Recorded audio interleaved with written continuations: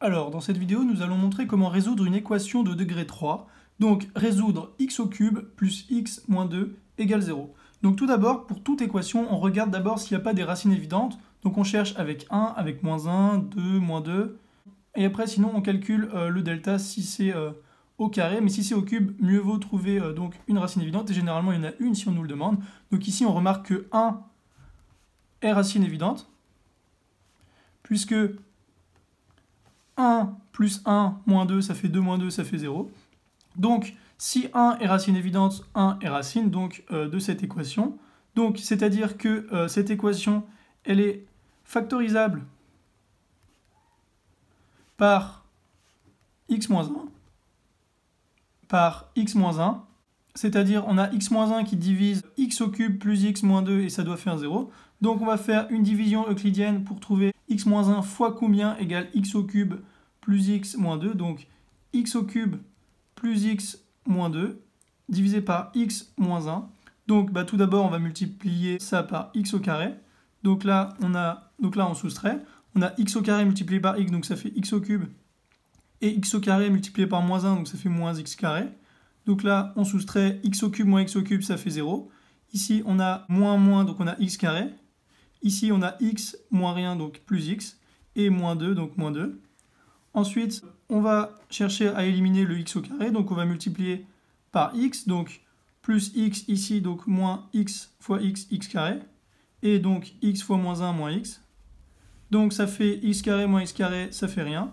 X moins x, donc ça fait 2x. Moins 2 ici, puisque celui-là, on ne soustrait pas rien. Donc 2x moins 2, c'est tout simplement 2 fois x moins 1. Donc moins 2x moins 2. Donc cela fait bien 0. Donc on a x moins 1 multiplié par x au carré plus x plus 2 est égal à x au cube plus x moins 2 donc. Pour chercher les solutions maintenant de cela, nous allons chercher les racines de x carré plus x moins 2 puisque la seule racine de x moins 1 c'est 1 évidemment. Donc on va calculer le delta. Donc delta de x carré plus x plus 2. Donc vous pouvez noter comme ça le delta généralement. Donc c'est b au carré, 1 au carré, moins 4 fois 1 fois 2. C'est égal à 1, moins 8. Donc c'est égal à moins 7. Donc cela est inférieur à 0. Donc n'a pas, donc x carré plus x plus 2 n'a pas de racine réelle. La seule solution dans R est 1. Donc on a ici 1 qui est la seule solution de cette équation. On va maintenant faire une étude de fonction. Donc étudier les variations de f de x est égal à x au cube plus x moins 9. Donc ici on a toujours une équation de degré 3 si on fait f de x égale 0. Donc f de x, pour étudier les variations, il faut toujours préciser que c'est dérivable et pourquoi. Donc f dérivable en tant que polynôme, car tout polynôme est dérivable. Donc on a f' de x qui est égal à donc 3x carré plus 1. Et cela est évidemment supérieur à 0. Donc la dérivée est positive. La fonction f est donc croissante. On a f' donc supérieur à 0. Donc f est croissante. Elle est de plus continue et bijective, car elle est strictement monotone, c'est-à-dire qu'elle n'est que croissante. Donc f réalise une bijection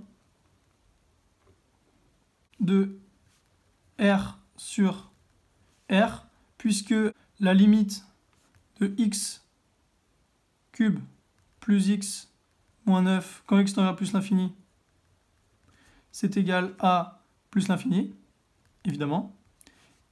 Et limite de x cube plus x moins 9, quand x tend vers moins l'infini, c'est égal à moins l'infini. Donc on a f de r qui est égal à r, et 0 appartient à r. Donc si on veut chercher f de x égale 0, alors 0 admet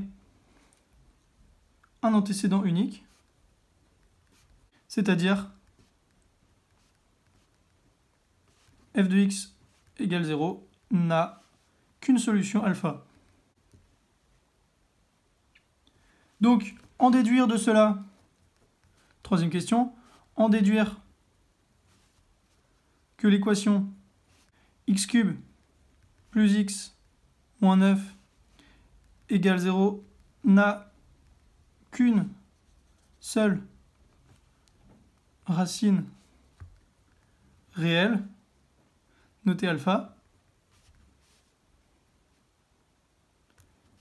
et que alpha est comprise entre 3/2 et 2.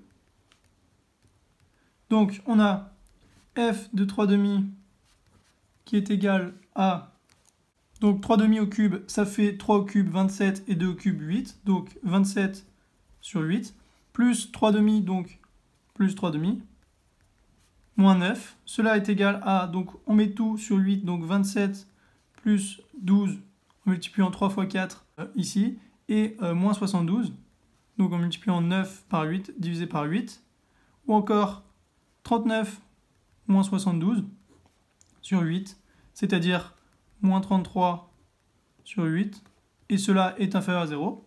Et on a f de 2, donc c'est égal à, donc 2 au cube 8, plus 2 moins 9, c'est égal à 1, c'est strictement supérieur à 0. Donc on a bien f de 3/2 qui est inférieur à f de alpha, qui est inférieur à f de 2, et comme